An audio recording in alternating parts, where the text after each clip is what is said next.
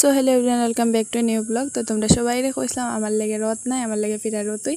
তো আমি এখানে ফিরার রতে যাইলাম, গিয়ে বাইরে গেছি সময় ভিডিও একটু করছি, এরপরে গিয়ে আন্টির লেগে একটু অপেক্ষা করছি। তারপরে আন্টি আর আমরা সব মিলিয়ে বাইরে গেছি, বোনটাও বাইরে গেছে।